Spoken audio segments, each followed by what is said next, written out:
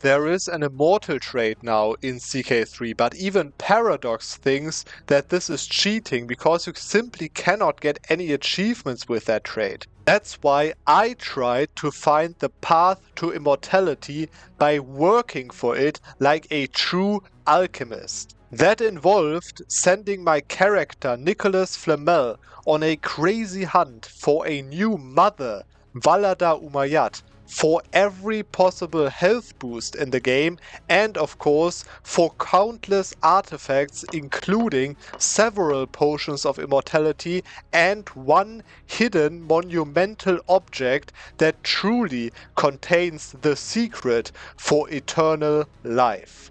And 400-year-old Nicholas Flamel from the Umayyad dynasty is surely the best demonstration on the potential of this strategy that made it actually possible to live through the entire game of Crusader Kings 3 from the iconic start date of 1066 till the tragic end date of 1453 with one single character. And of course all of that in 100% vanilla, Iron Man compatible, achievement enabled CK3. I'm the student and I present Nicholas Flamel's Path to Immortality.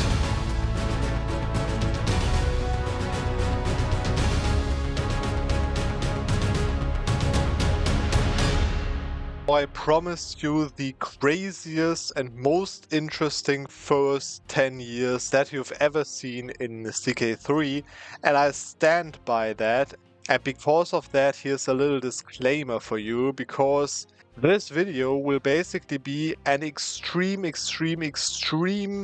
summary of, around 100 hours of gameplay, theory crafting and so on, right? So if at some point you have any questions or something, let me know in the comments. I will try to answer all questions about this run, because let's be honest, you will have questions, because even I myself had a big question mark right in my face basically the entire campaign that I played. So I just wanted to say that because this is some really crazy stuff that happened in this campaign. So let's get started with the first part that I called From Rags to Riches.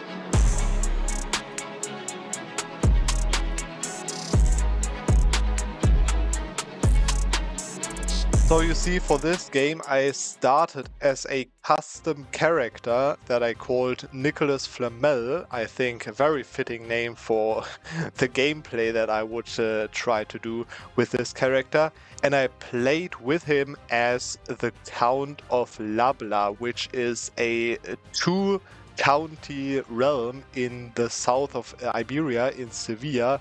And the first thing about the settings is that I did an absolute default setting. I clicked on reset to default for a full vanilla gameplay, as well as, of course, I turned on Iron Man, and you can already see that the achievements are 100% available, so no problems with that. It's 100% intended to play this way for achievements and an Iron Man mode. And the first thing that I did in-game was actually waiting until my liege, so the Duke of Sevilla, enacted the tier 2 crown authority, because that means that he could actually seize realms from his subjects, so from me later on.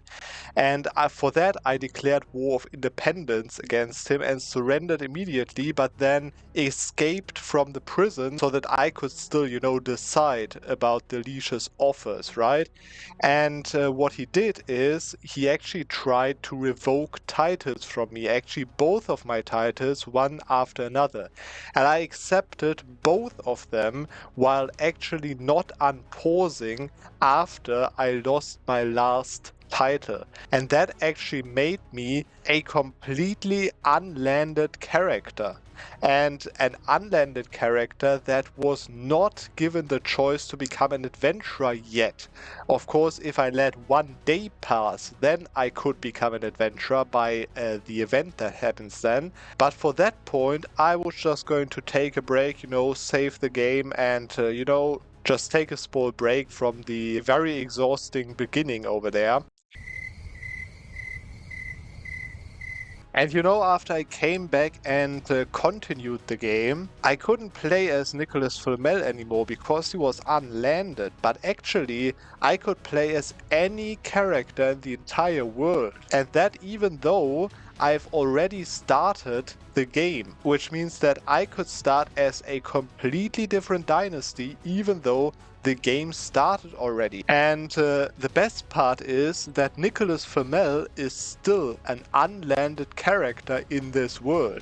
So what I did is I just started as Valada Umayyad, which is actually one of the playable characters in the 1066 start date. She has actually a great story to tell, right? So she is the Violet Poet.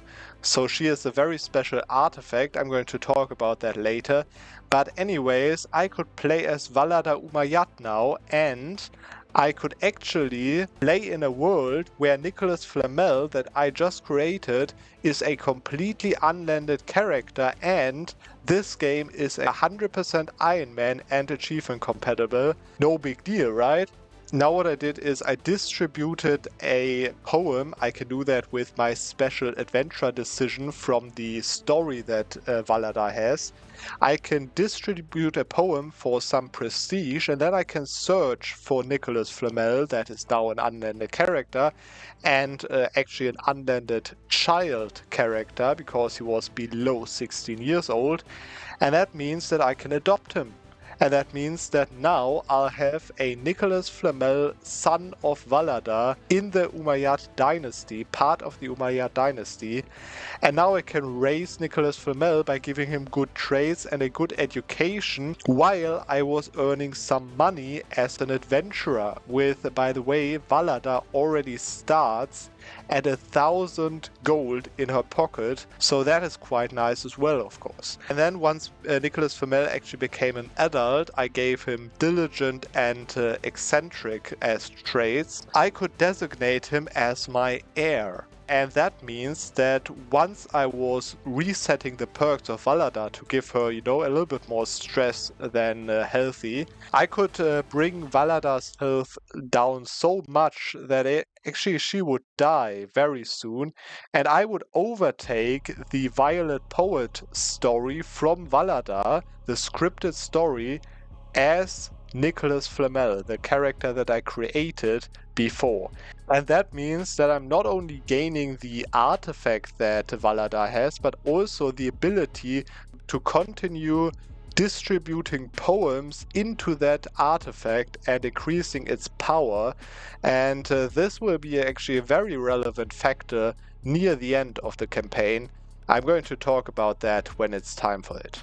But now that I had an adventure camp as Nicholas Flamel and I was playing as Nicholas Flamel again, I could just earn money and prestige for about 2 years with the adventure abilities, and of course I had a lot of money already, so after a few years I could actually already declare war, an invasion war on Galicia, on the Kingdom of Galicia, for the county of Coruna, which actually has a special building that increases the tax income, because income will be the #1 priority in the early game. I could easily win that war with some mercenaries, that was no problem whatsoever. And then after I gotten that county, I could actually become Galicia's vassal again by, you know, just offering them to become their vassal. Then by actually changing the feudal obligations, I could force them to appoint me as a steward, which gave me an additional 2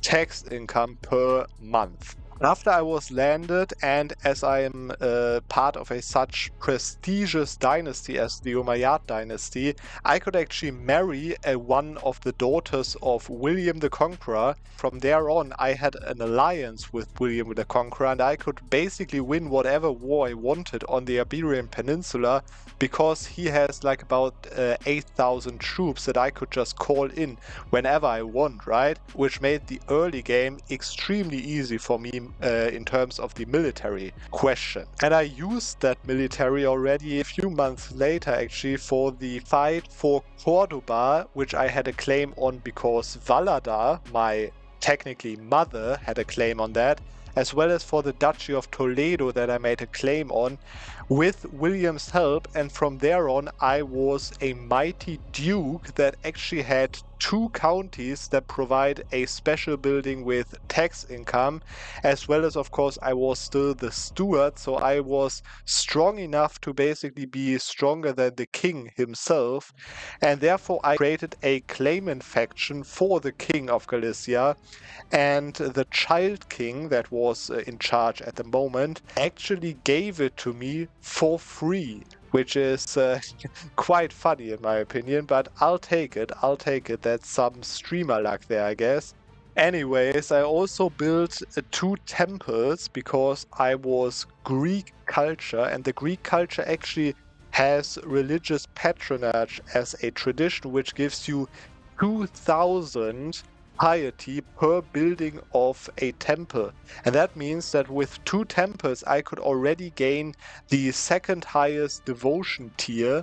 Therefore I could start a holy legend that is called Protectors of the Catholic Holy Site, which in this case is Santiago, located in the Kingdom of Galicia. Once I finished that legend, that was actually very important that I started that legend at age 24 and finished it at age 29 latest, because then I could gain the ability to build a legendary shrine. For those of you who don't know, the legendary shrine that you unlock from Holy Legends, from finishing Holy Legends, gives you a few crazy modifiers, which one of them is actually that one legendary shrine gives you 5 additional years of life expectancy. Now, I already had a life expectancy until age of 30, because I was fecund, as well as the base is 25, right? So with one more legendary shrine, I was now at 35 years of life expectancy, which means that until 35 I wouldn't lose a single point of health. Now, I don't want to go too detailed about this, because there's also a pretty good video about that already, quite a few months old, I think, already by this point. But I'm going to link it for you right now, and it's very well explained in that video. So if you want to see how this strategy actually works and what the problems are with that, then definitely have a look at this. But this is basically exactly what I did. I was building legendary shrines from Holy Legends that I did continuously over and over again. And each time I did that, I gained 5 more years of life expectancy. Now I think this is a very interesting moment to have a look at the character Nicholas Flamel itself. I know I was, just starting right away with all the stuff that I did in the first, already actually 15 years right now. But I think after this crazy start, I think it's time to have a look at the character in detail. I've actually created the character to be, of course, within the 400 points of custom character, so that I can have achievements available, right? And that means that I would have to give him a few negative traits as well. You can see Nicholas Flamel had a temperate as scripted trait from day 1, and then as Valada was his ward, she basically gave him diligent and eccentric trait, right? And then also Nicholas Flamel came out with a tier 3 stewardship education, quite alright, as well as you can see already one leader trait. But anyways, so I gave him 4 negative traits, you can see them right there, to lose points basically, so that I can give him the positive traits as well, which you can see I gave him the positive traits athletic, Herculean, strong, fecund, and pure-blooded, which all of these traits increase the base health of the character, which is of course a prime objective for this run, right? But I also gave him Lunatic, because actually Lunatic gives you only a tiny health penalty that you can entirely get rid of by building the glass monument, but it also gives you a few nice event options here and there, so I really wanted to have that available for me.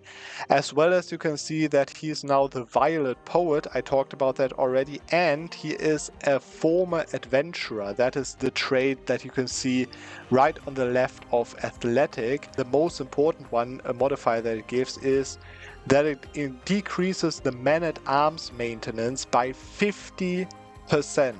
Okay, which means that any man-at-arms that I have are 50% cheaper. And then, of course, on top of that, I can get modifiers from the martial lifestyle and so on, right?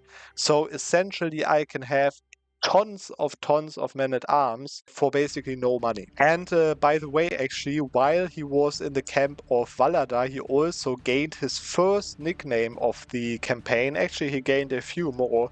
I'm going to talk about that later. For now, he's actually known as Nicholas Flamel the Strong of Galicia, and we're going to see how this evolves when it goes on.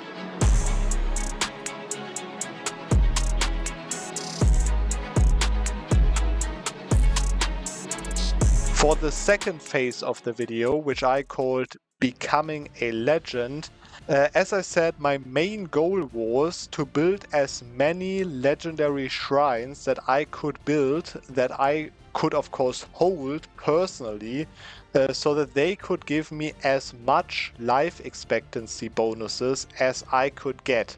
And for that I had mainly 3 sub-goals, which were first of all making money, because every shrine costs 1000 ducats, every legend costs 300 ducats, and the legend maintenance costs around 5 ducats, and then scaling to your income per month. So I need a lot of money.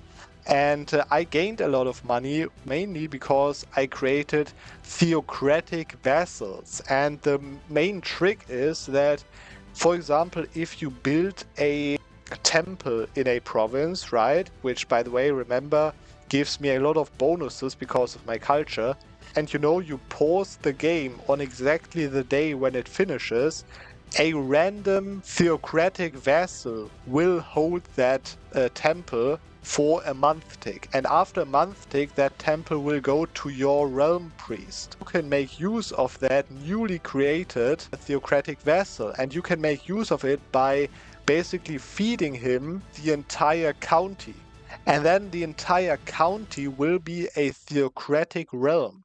And the interesting part about theocratic vassals is that they give you more tax or more tax percentage if you have a higher level of devotion. And as I said, I had basically the highest level of devotion day 1 because of my temple building abilities from my Greek culture. And that means that theocratic vassals gave me insane amounts of vassal tax. And on top of that, I could also use that passive income not only for the income itself, but also to increase the money that I could gain from asking the Pope for money, because that money that the Pope gives you is also scaled to your monthly income, which means that at some point, I got like 1,000 ducats every 2 years, I think, from the Pope, additionally to my domain and my vassal income. So that is how I actually, within a few decades, reached the point where I had so much money that I couldn't spend it anymore. But then there is also a second sub-goal for becoming a legend, which is that I need to, of course, improve my stats.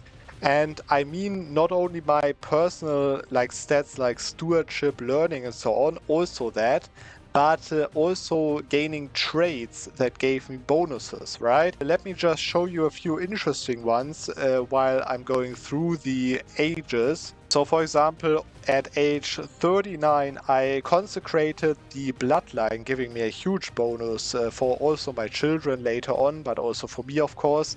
At age 42, I visited a university and gained an increased stewardship trait, as well as already a first health artifact. At age 48, I completed the Graceful Aging Dynasty Legacy, which actually gave me the ability to not lose any prowess from aging and increase my skills randomly every 5 years. And getting this so early is actually quite overpowered because I hadn't lost a single point of prowess by that point.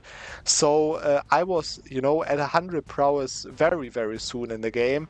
And also every 5 years from now on, I will gain one random stat just for free. At age 49, I had a dream of glass that I would actually only use when the game comes to an end very later into the campaign.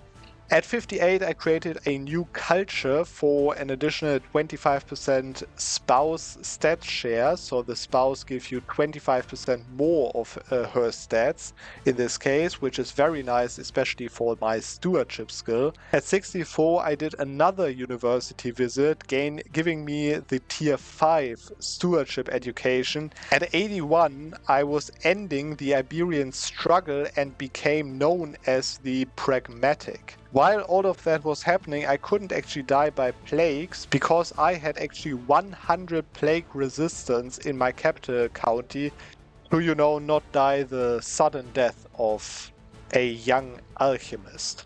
Between age 93 and 95, I became a crusader on a successful crusade for Jerusalem. With 151 years, I gained 5 years more life expectancy from the Blood Dynasty legacy that I've unlocked by that point as well. At age 168, I became known as the Venator from completing a legendary hunt. And at age 217, I gained another 2 positive traits, which were a Blade Master and Herbalist, both very nice for the case in which I might actually gain some bad disease, even though I am, of course, trying to avoid this happening. And of course, the entire time while I was king and later emperor of Andalusia, I actually searched for immortality potions from true alchemists that I, of course, wanted to be as well, right? But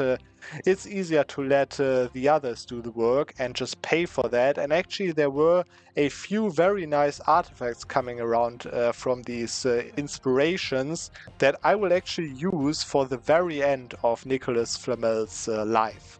And then the third sub-goal in this phase of the campaign was that I tried to reach the highest domain limit possible, of course, because a domain limit is the biggest limit that you have from building legendary shrines, because at some point you can't hold more than 30 or 40 domains, and therefore you cannot hold more than 30 or 40 legendary shrines, right? And that limits the amount of life expectancy that you can get from that tactic. But I actually gained a lot of domain limit from very different sources. For example, I gained the Law Dynasty Legacy, which gave me 1 domain limit, as well as I gained artifacts for domain limit. In total it were 5 crowns, so the maximum that you can have, 4 pedestrian items and 1 crown on your throne.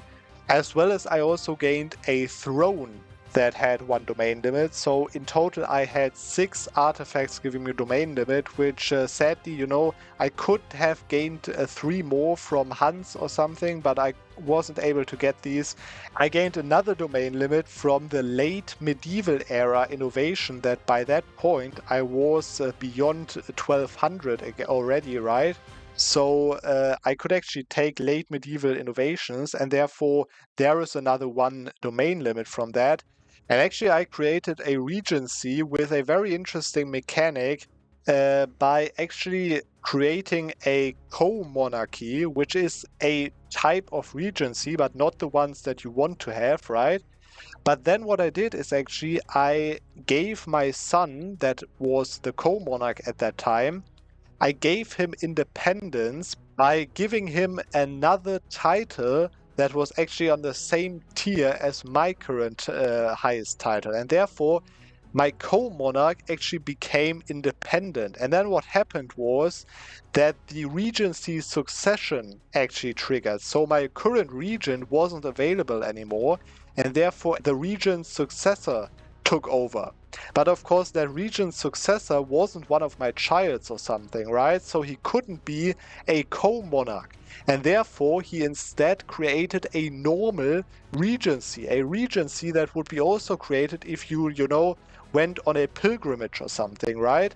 But actually this regency was active while I was in my home capital. Now, of course, this seems kind of cheesy to do that, but this actually means that I don't have to be outside of my realm to have a regency ticking higher and higher with influence, right?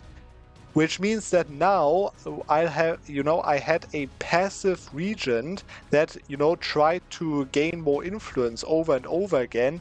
And after like 20 or 30 years, he actually gained so much influence that it became an entrenched regency. And for those of you who don't know, that entrenched regency actually means that your regent has so much power that he's basically ruling your kingdom as well, right? But in fact, in reality, this only means that he also gives you domain limit based on his stewardship skill. So if you have an entrenched regent that has like, 24 stewardship, then that would give you as a player 4 domain limit.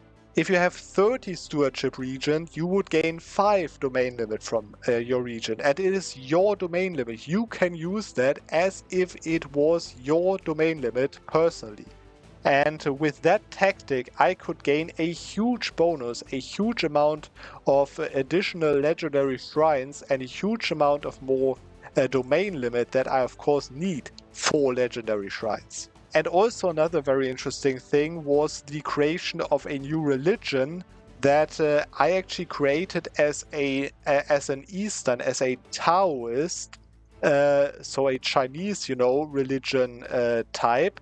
And that means, as you know, the Chinese religion has a very special condition that you're actually able, if you are a Taoist religion, you can take the pacifism and dharmic pacifism tenets both at the same time, while with other religion types it would be, exclusive to each other, so you could only take one of each, right?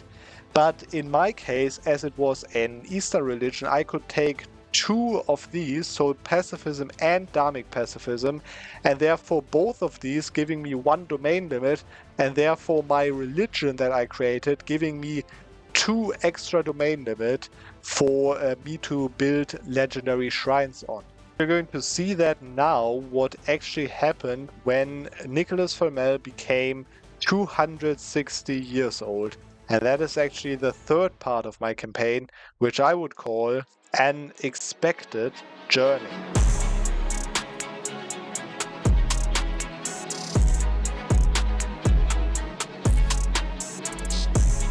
So now that you saw how we got to the point where we are right now with this almost 260-year-old Nicholas Flamel the Venator, it is time that we have to talk about the situation at this point at 1312, the 2nd of January, actually, to be exact.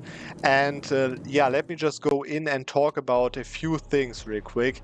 First of all, I've gotten to the amount of 45 directly holdable domain holdings, and you can see all of these modifiers. I won't talk about all of them.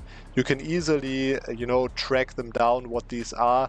But basically the most important ones are, for example, these ones of the religion, pacifism and dharmic pacifism. And then the other thing is the regent. You see, I've of course created an entrenched regency. You probably saw that, how I did that. Basically, this means that an entrenched regent gives you domain limit based on their stewardship. So you can see that my spouse is also my daughter and my regent. And the reason for that is that I actually started like 50, 60 years ago to try to find like children of mine, because there are always, you know, your children that can inherit your regent title. So that is why I took my own children for that. And of course I tried to, you know, get like genius kids, right, for the extra 5 base already. And then I tried to educate them as well as I could, right? And of course there were a lot of children that weren't that good, right? But she actually came out so great that I was not only able to get 6, but actually 7, very closely. But I got 7 domain limit from her as a regent, as you can see right now. So she has actually 13 base stewardship: diligent, ambitious, temperate. Temperate, I actually influenced her as a child through the ward mechanic that you can do with my own trait, of course, being temperate as well, right? Now, of course, she also has the best education trait, genius, and the education trait for the mayor trainee, which comes from a dynasty legacy and from being educated in a very high def province. As well as, of course, she's a courtier of my admin court, which gives +2 stewardship, just like base, you know, basically. And then, you know, she was with like the holy site bonus of 3. She was just below 42 actually, and you know, like 40 basically. And of course, on 42 you get an additional domain limit, and therefore I had to then gift her the artifact, the Double Moon Tome, that you can see right here. That of course starts with, you can see, Valada of Umayyad in the 1066 start date, right? It's like a story artifact over here that I actually increased its strength by, you know, every 3 years I could give them another modifier. You can also see a medium health boost, which, you know, probably can see where this is going. But anyways, also 5 stewardship, and that actually pushes her over the edge, giving me, as you can see down there, 7 domain limit for myself. And of course, you know, you can go 4 over your domain limit without the buildings being disabled. If I had 1 holding more, then all of my buildings would be disabled completely, including the health or the life expectancy boost of all of my legendary shrines. And that is of course what I did with all of the domain limit. I built legendary shrines in all of these 45 personal domains that I have, and all of them together, you can see that pretty easily on that number over here, because it also gives you know, opinion modifier.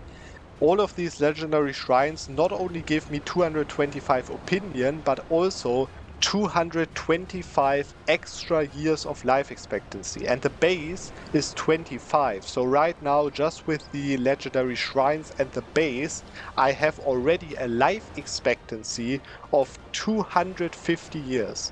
Now that increases by another 10 years from, you know, 5 years vacant. You can see that gives 5 years. You cannot see the trait on myself anymore because I have too many traits. And the same also goes for the Dynasty Legacy, which, by the way, a very important one is also this one.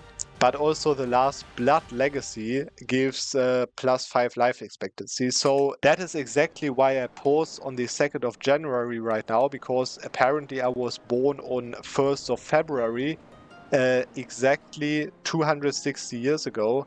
And therefore, in the next month, the 260 years of life expectancy will come to an end, and from that point onwards, I will start aging. But that also means that until now, you can see I'm still on the perfect health over here. Until now, I haven't lost a single point of health from aging. And that is, of course, a huge part of the strategy right now. But trust me, to get over the last 150 years, it won't be easy. You have to quite do some stuff for that as well. But anyways, we're going to talk about that in a second, because now that we've got that one done, the next important thing is to get more health modifiers. Okay? That's the only thing that is left right now. I just need to get more health modifiers. And one very quite easy health modifier would be strengthen the bloodline, which gives every dynasty member a small health boost. But I cannot click that. I have not, I am Herculean, but I have none of the beautiful and genius group traits, so I cannot click that. You can see only dynasty heads can click that decision, right? The problem is you can only become dynasty head if you are also the house head. It doesn't say that specifically over here, but that's the case, right? Now the house head title is inheritable, so I would have to die for my heir to become the house head. And therefore, my heir can never become the dynasty head right now. And that's why I have to let my empire basically fall to a person from a different house. You can see we have 7 houses right now. And if a house head of a different house becomes emperor, then he will be the strongest dynasty member, become the dynasty head, and can click that decision. But you of course also have to have all of these traits, right? For example, this guy over here of this house, he has none of these, or he has only like hail, right? So he couldn't click that. And that's why I prepared 2 characters of a different house, which are siblings, as you can see, Sophia and Gottfredo. And they can click that. You can see she has genius, comely, and robust, right? So she could click that if she were house head and were to become dynasty head. But sadly, she's not the house head. Her mother is the house head. Okay, you can see that over there.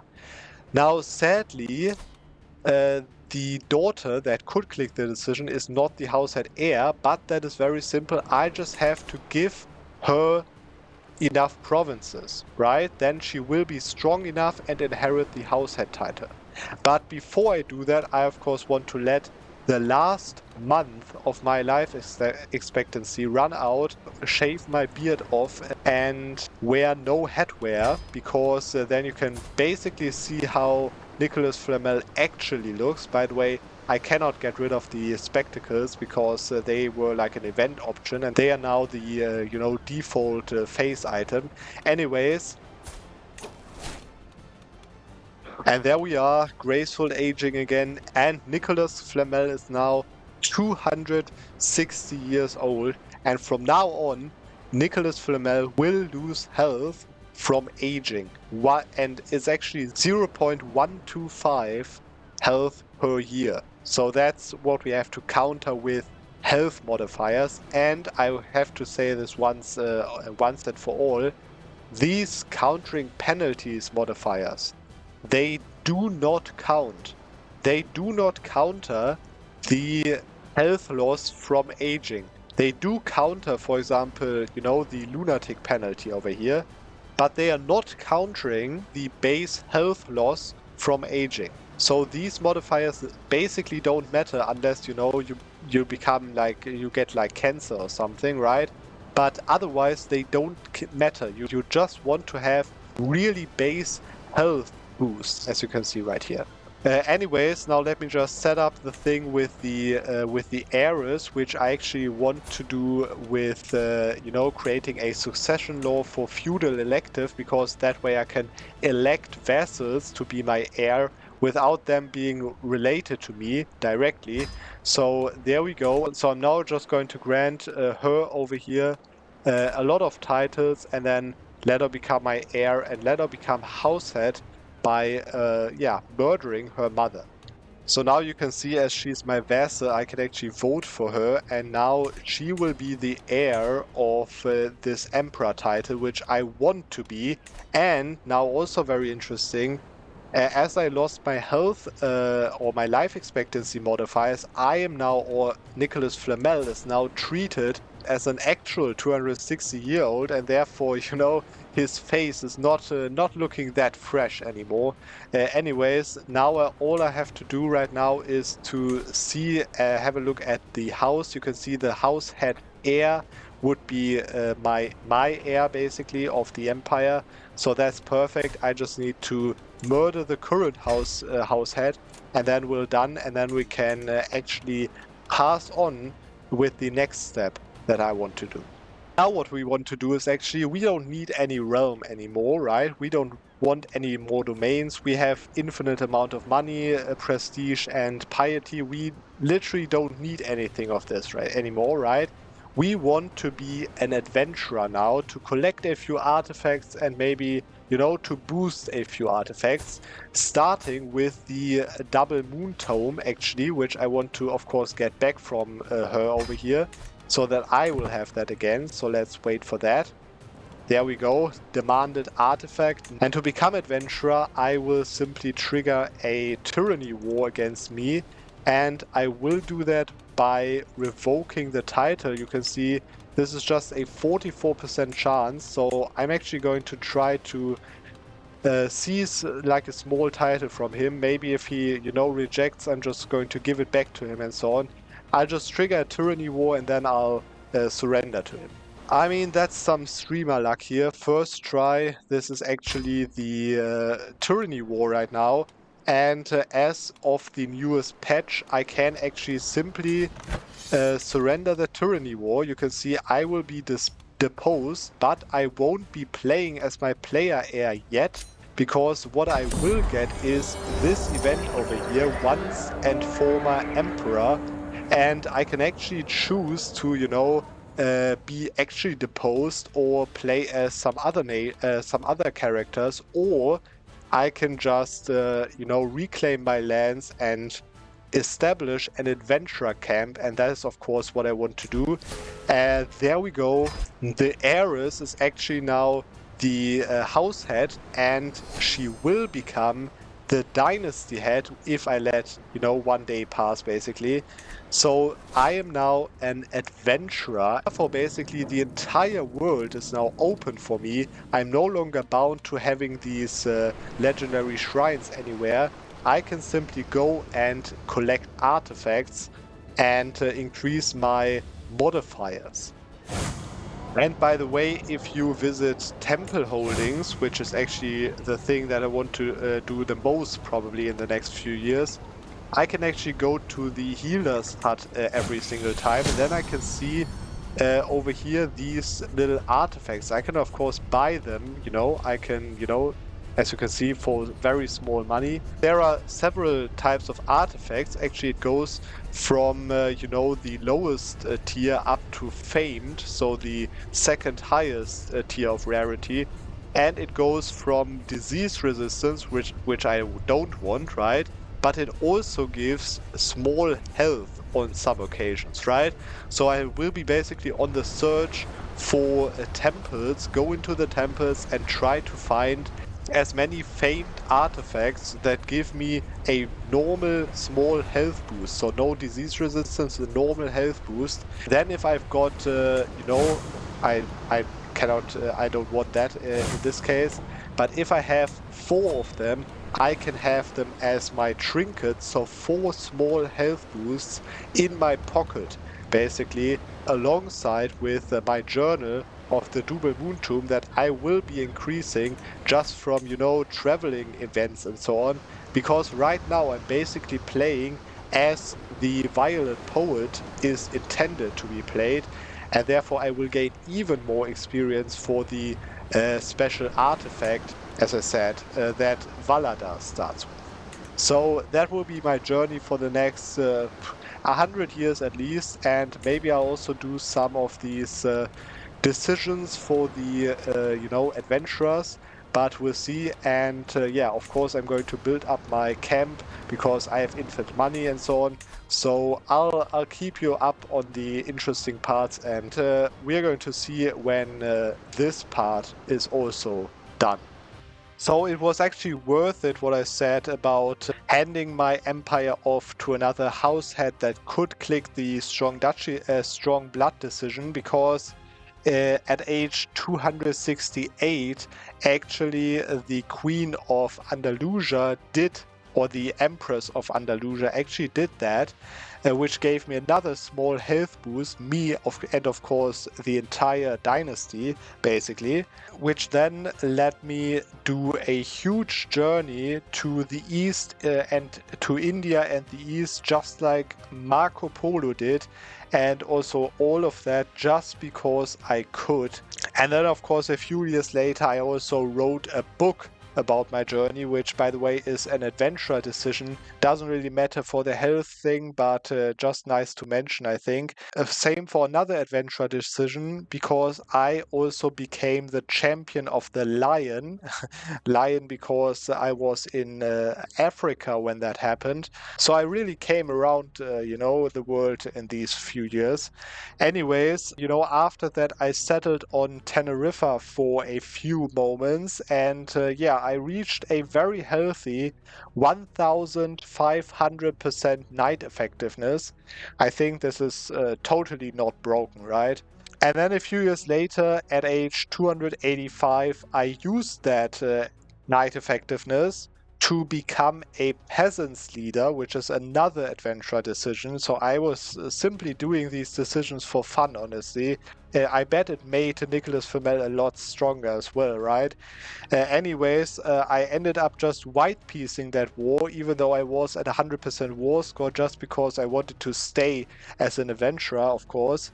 At age 290, I got healed from a disease by a mystical treatment, because I'm just a crazy 300-year-old alchemist.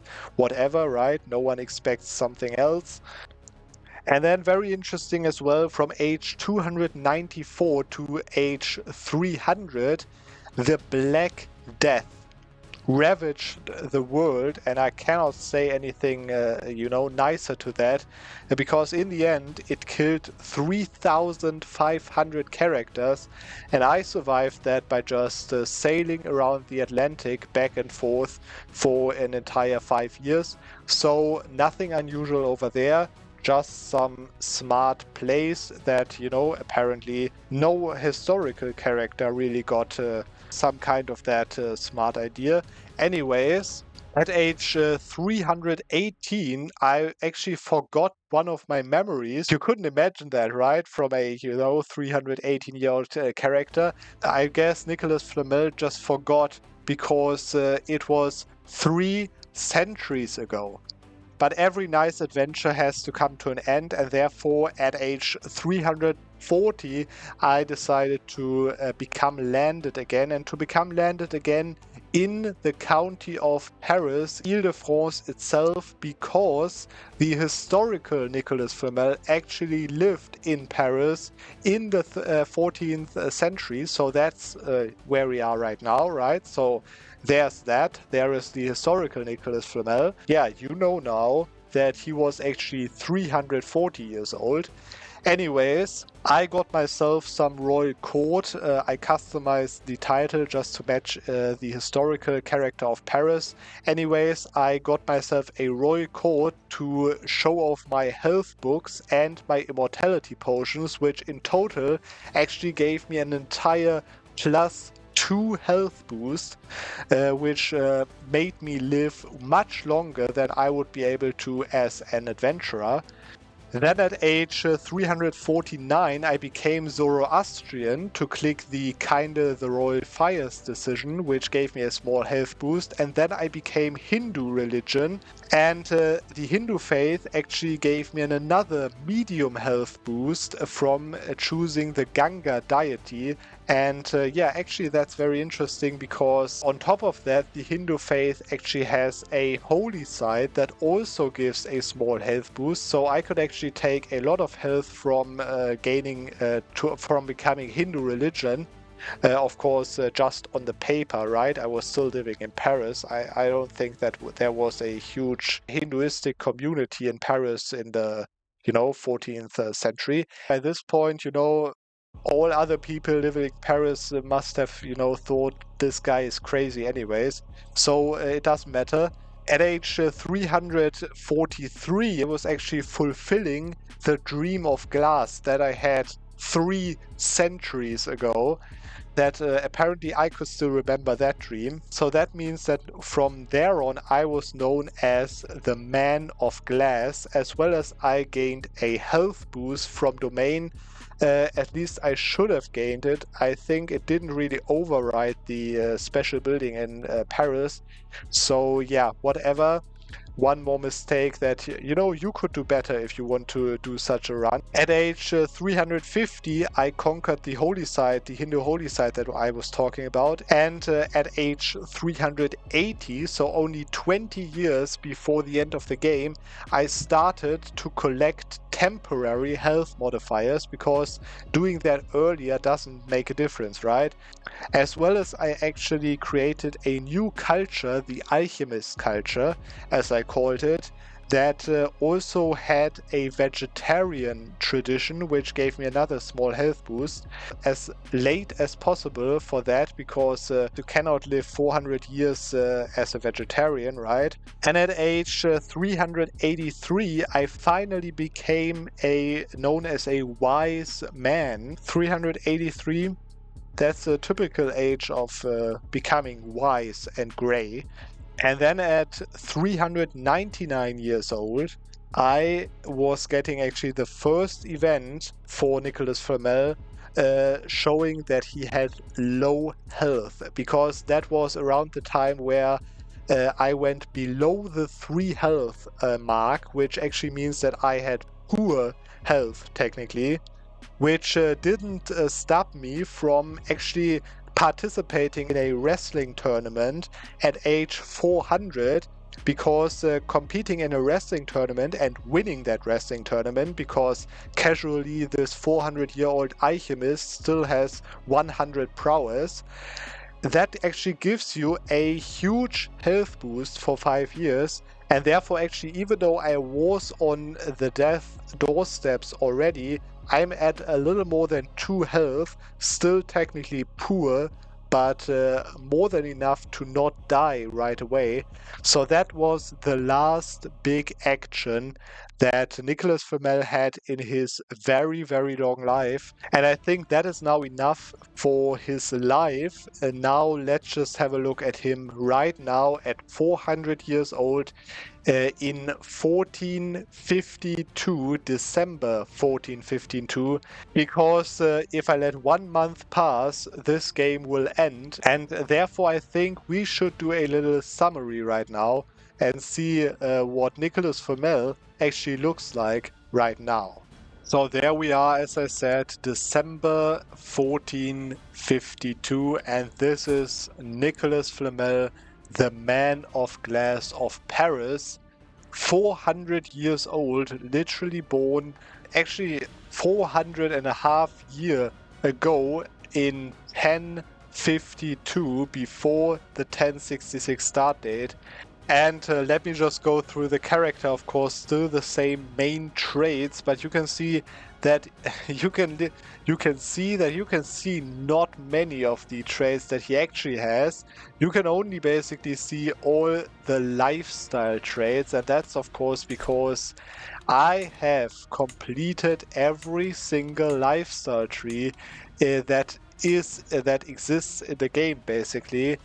Which on top of that, you can see that down on the bottom over here, I have an additional 140 perks available, because apparently, even though you have finished all of the lifestyles, you still gain experience if you have one of the focuses active. I had the strategy focus active for a long time, actually, because you can see that martial is my lowest skill compared to the others. Of course, 52 is still insanely high. But of course, for the last years, I was on the medicine focus for the additional health boost over there.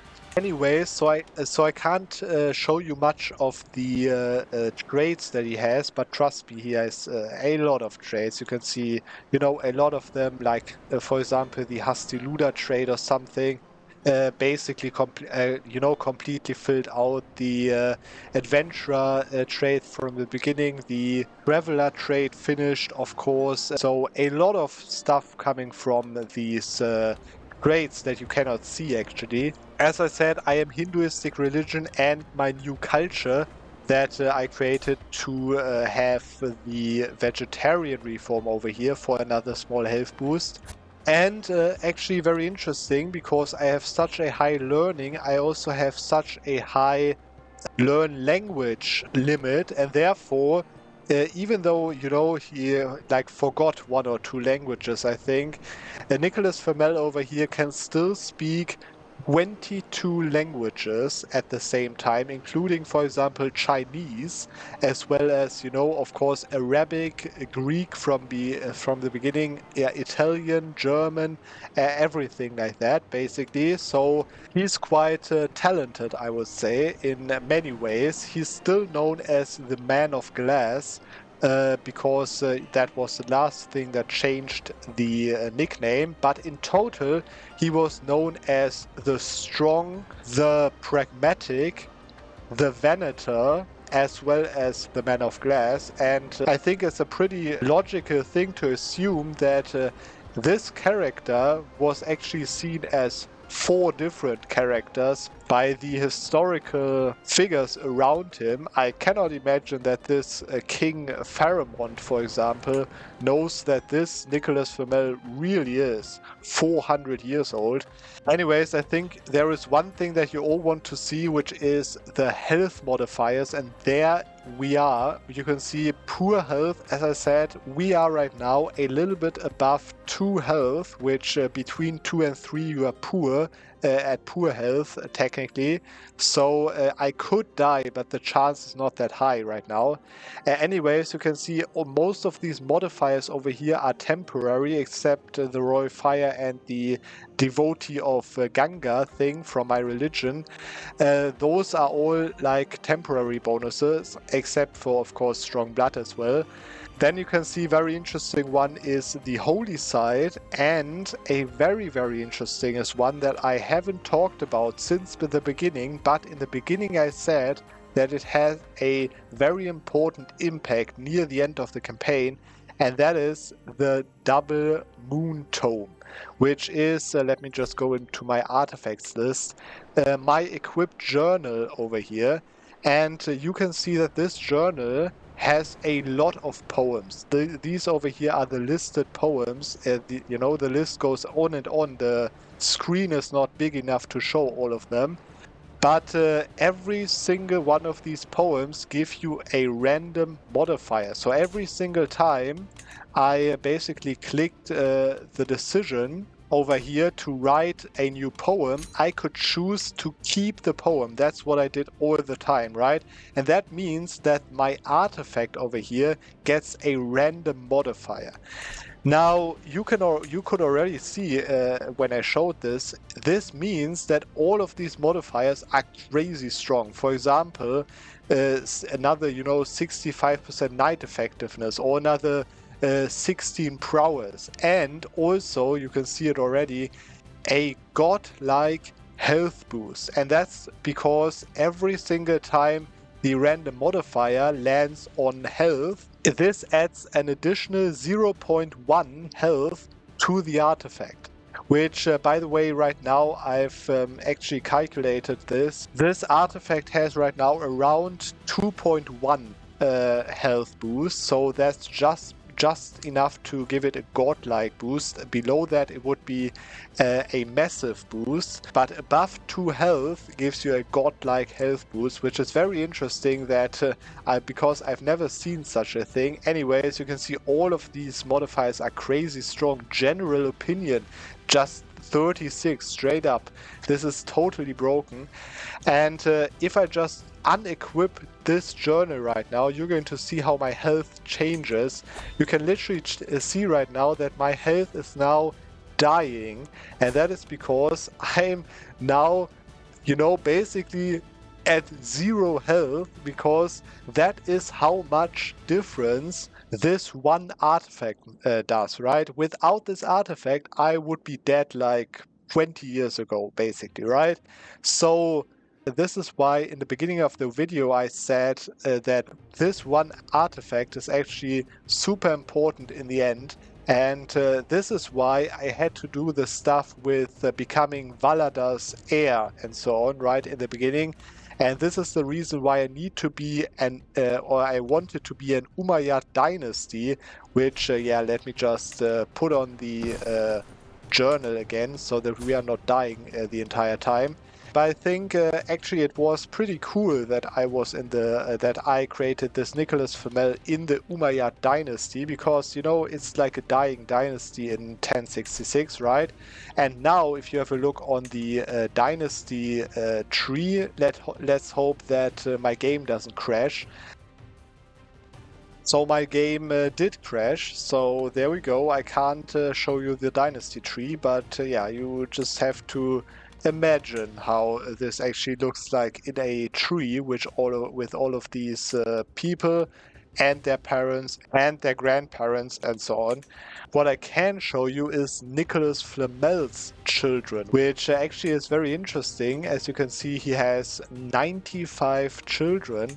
And you can see all of them are already dead, mostly by, old age.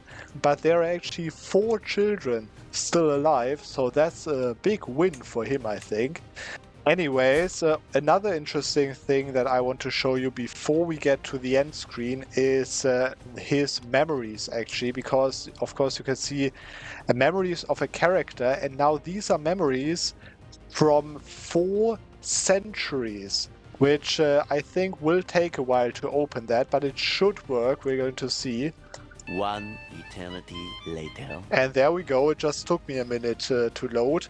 Anyways, you can see these are my memories, and you can see these are really, really a lot of memories for one character. This is mainly over here, for example, a lot of, children deaths and so on. So yeah, really a hell of a story that Nicholas Flamel can tell over here. And the earliest memory that Nicholas Flamel over here can still think of, I told you already, he had forgotten some memories along the way, basically, but the oldest memory that he can think of is to join a Catholic crusade for Italy in 1102, which is very interesting, as well as also like a pilgrimage to Jerusalem, as well as, for example, a friendship with a person that is, basically died like 350 years ago.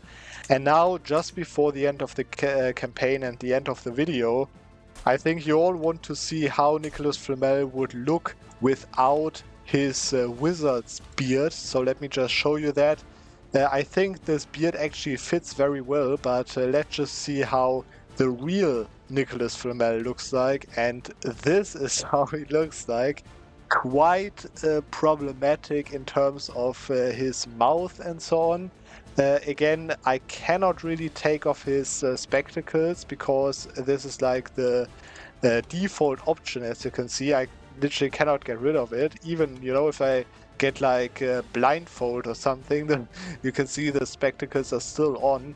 But I guess it's okay to use spectacles if you are 400 years old. So that's that. And now for the last action of this campaign, I'm just going to let 1 month pass, and therefore let the game end in the way that CK3 is intended to end, with the end screen. And there is the end of the game reached. For centuries you have followed the dynasty of Umayyad, and it has grown to a dynasty of legendary prestige, respected by all. Of course, and I don't know why it says that, I founded a faith. I don't know why it says disgraced and sinner, but whatever.